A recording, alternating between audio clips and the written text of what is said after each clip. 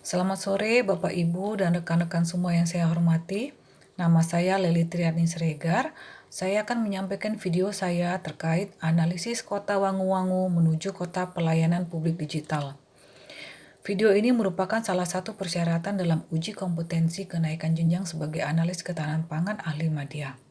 Pada video ini, saya berperan sebagai anggota tim percepatan pembenahan pelayanan publik atau TP3 yang bertanggung jawab kepada wali kota dan memiliki kewenangan melakukan koordinasi serta kerjasama dengan pihak atau instansi terkait di kota Wangu-Wangu.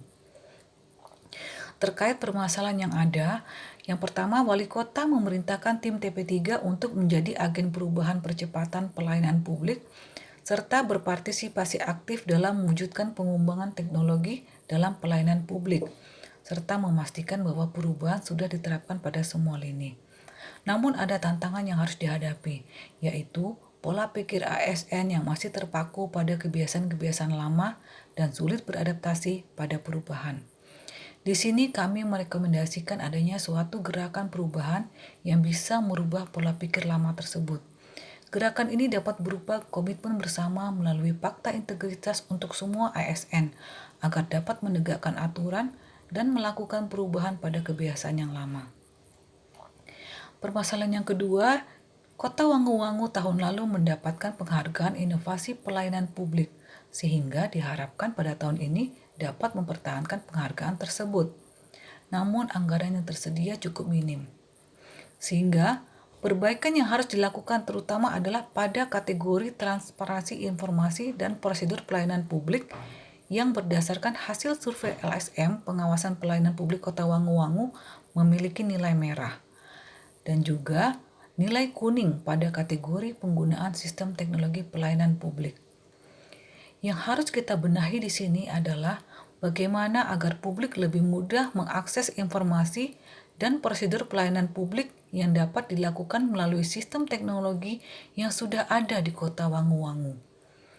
Kapasitas SDM perlu segera ditingkatkan dengan pelatihan peningkatan kapasitas petugas dalam menggunakan sistem teknologi. Hal ini tentu tidak menggunakan anggaran yang besar, di mana sistem teknologi di Kota Wangu-Wangu sudah tersedia. Ketiga, adanya dugaan malpraktek maladministrasi pada 3 dinas di pemerintahan Kota Wangu-Wangu, yaitu Dinas Lingkungan Hidup, Dinas Kebersihan dan Pertamanan, serta Dinas Kependudukan dan Pencatatan Sipil, di mana ditemukan prosedur yang tidak sesuai hingga permintaan uang yang menawarkan kemudahan pelayanan dengan imbalan. Hal ini harus ditindak tegas.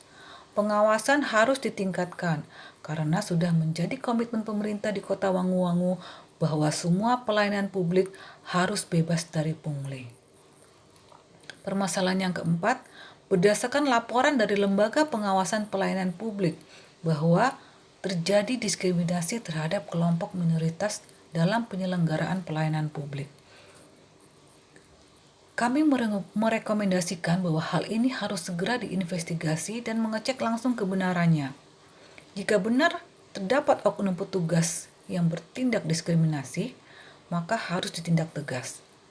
Karena pemberian layanan publik harus adil tanpa membedakan suatu masyarakat dari agama maupun golongan tertentu. Permasalahan yang kelima adalah fokus perhatian target kinerja TP3 adalah peningkatan survei kepuasan masyarakat, penurunan jumlah keluhan, serta peningkatan pendapatan daerah. Namun, angka yang diperoleh masih pada kisaran 40% dari yang ditargetkan. Sedangkan, penyerapan anggaran terkait penyediaan fasilitas pelayanan publik hampir mencapai 90%. Tentu hal ini harus kita perhatikan. Meskipun dengan anggaran yang terbatas, kita harus meningkatkan kinerja kita.